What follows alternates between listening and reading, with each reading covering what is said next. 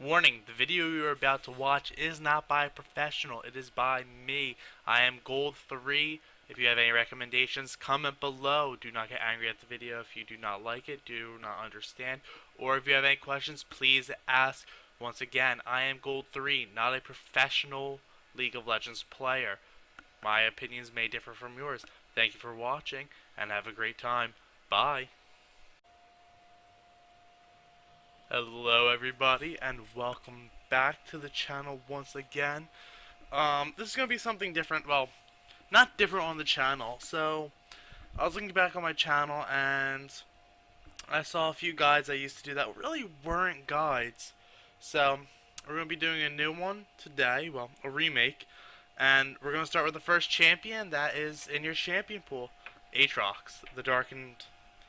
So, Aatrox is a melee champion primarily in top lane, mid lane, or jungle. The key summoners that most people like to run on him is Flash, Ignite, depending if you're playing top lane or mid lane. If you're top lane, Flash Teleport can be just as well decent. However, Ignite does give you more kill pressure with the laning scenario, depending on who you're matching against.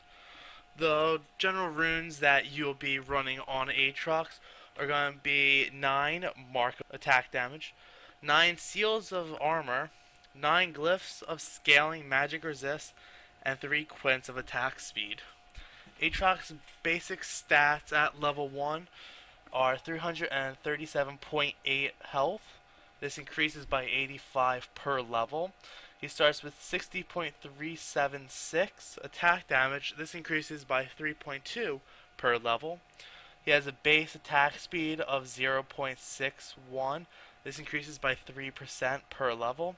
He has a high base movement speed at 345. Level 1, doesn't change till you get boots. His health regen level 1 is 6.59. Plus 0.5 per level. His armor at level 1 is 24.384 plus 3.8 per level. And his magic resist is 32.1 plus 1.25 per level. So he is a fairly tanky champion. You can tell by the health that level 4 without items, without any health items, 731 health is pretty significant. But let's get started with his abilities. So his passive is Bloodwell. When using abilities, which will be your Q, W, and E, which will damage you, Aatrox stores the self-inflicted damage into the Bloodwell. So upon taking fatal damage, he basically kneels to the ground and will revive himself. Additionally, Aatrox will gain 1% attack speed for every 2% of blood stored within the well. So let's move over here to minions. So now that we're here, let's just do that so we don't get penalized. So next we have his Q, which is Dark Flight. So the range indicator for you right there. So it's a decent sized range. It's currently, I believe, 2,500 about. Is easy. Yes, it's about 2,500 range. It costs 10% of your current health. So just to use it, to see what it does, it will launch you into whatever location circle you choose, and you will do an AoE of damage. If they're in the center circle, it will deal the equal amount of damage. However, it will knock up the target for 1 second. His scaling starts at level 1 with 70 damage. It goes to 115 damage, 160, 205, and 250. This also increases by 0.6 attack damage, or 60% attack damage, and it will deal damage to all targets in the area. So we'll wait for the next wave. So as you can see in the center, I'm going to target the cannon minion. So I hit the cannon minion, but the minions around him did not get knocked up. That's because the cannon minion was in the center, and he was the only choice to be knocked up. Next we have his W, which is a toggle ability. This can be toggled while moving, also toggled while you're in the middle of an attack animation. So, if we go over to the minions real fast to show you. So, I'm spamming my W, and you can see it changing colors during the attack. So, let's go back over here. So, his W has two parts to it. It has a passive and a active effect. The passive effect is called Bloodthirst. Every third auto attack, Aatrox will restore 20 to 40 health, plus 0.25% of the bonus damage. This increases by 200% when he's below half health. Then you have the active effect, which is Blood Price. Every third auto attack, Aatrox will deal 60 to 200 damage plus 100% of his AD to any targets, and he will lose health for that. So let's go over here. So you can tell the difference easily between which one. Also, if you attack something twice, it'll tell you Bloodthirst is ready. If I change it, it'll tell me Blood Price is ready. You can tell they actually swap which way the sword is facing, so that's all you really need to look for. So Blood Price, he will thrust forward, and you can see he'll heal around it. Let's put it over to Bloodthirst. And one auto attack, nope, two. And then he will swing down with the blade. So I have the third ready, and I'm going to go swing, and I can change my W automatically to Bloodthirst to heal myself up. Next we have, next we have his E, Blades of Torment, to show you what it looks like. There you go. You can notice that on the ground it's not straight lines, it's a little squiggled to show you what the range is. The range is 1,000 units. It is 5% of the current health. Aatrox unleashes power from his blades, hitting all enemies in the way, and it will slow them for 40%, I believe, at all ranks. The duration will increase. At level 1 it is 1.75 seconds. Level 2 it is 2 seconds. Level 3 it is 2.5 seconds. Level 4 it is 2.5 seconds. And level 5 it is 2.75 seconds long for the slow. His damage will increase from 75 to 215. This takes 60% of your ability power and takes 60% of your attack damage, and it actually is magical damage that is being dealt. So to show you guys again. So remember, when using this ability, this does get thinner as it goes, so you have to be careful when you're aiming it. So we'll wait for the next minion wave when it comes out. So you have the minion wave, so I'm going to throw it right here. So as you can see, if it kept its distance, it would have hit the third unit right here. However, it only hit the two of them. So let's put it straight forward. As you guys can see, it did hit the third unit. The hitbox is a little bit larger. If you look at it toward this tip, it does expand just a tiny bit out. And lastly, we have his ultimate, Massacre. So Massacre does not cost any health. Its base range is 550 units.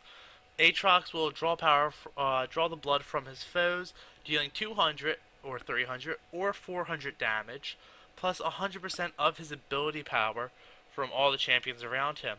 If Massacre fills Aatrox's blood well by 20%, Massacre will fill Aatrox's blood well, which is his passive, by 20% for each champion granted, and it will grant him 40%, 50%, or 60% depending on what level his ultimate is ranked at, and it will increase his attack range by 175 for 12 seconds. Now let's just go back real fast. I don't know.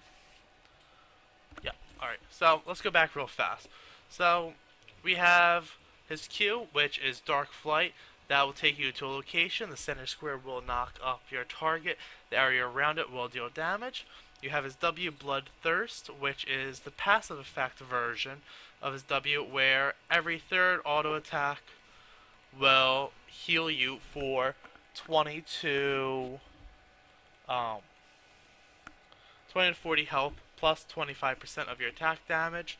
Then you have Blood Price, which is 60 to 200 damage plus 100% of your attack damage. Let's get over to the minions real fast. So 1, 2, and bop. So that is the physical damage attack. You have Blades of Torment, which is his E, which will show. So that will send out a line of damage, 2 lines of damage that go from 75 to 215 damage, plus 60% of your ability power, plus 60% of your bonus attack damage. This does count as magic damage. And lastly, you have his ultimate, which is Massacre. So I deal damage within 500 units of range, and I get a increase in attack speed. And for every champion hit by this, I get 20% of my blood well filled up. And because it's currently level 2, I get 50% attack speed. Level 3 gives you 60. And my attack range is increased to 175 units, and it lasts for 12 seconds. What items should you be building on Aatrox if you want to play him in the top lane, mid lane, or jungle?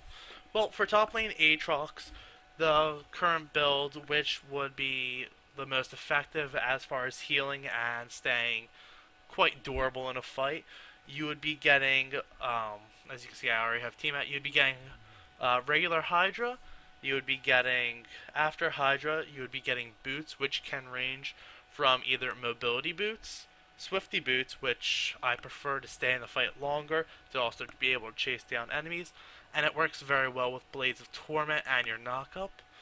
Or you can go Berserker boots, which will increase your attack speed. After you get your Hydra and your boots of your choice, what should you get next? Well, you want more durability, so Spirit Visage would be your next item to increase all healing by 20%. Your this will work on your W, and it will also work on how much your blood well gives you back. So that can give you some hefty regeneration.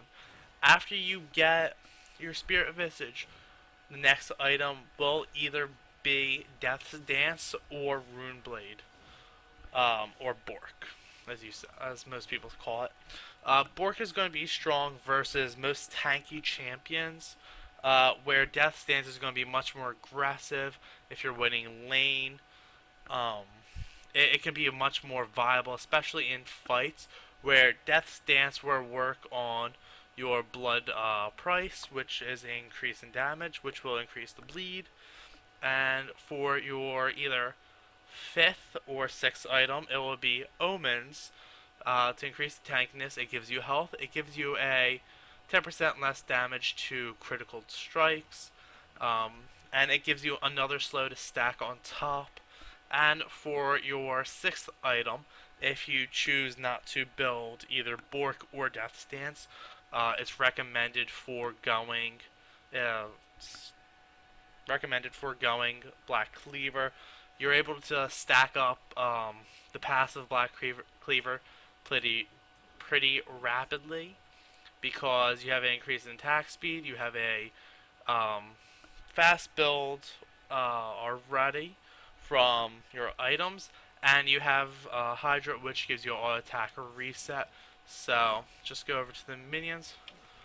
I can attack, Hydra, attack, and that is everything for just the basic guide. The runes and the masteries will be down below, and I will have some game content for you if it's possible shortly. Thank you for watching, and I will see you guys next time. Bye.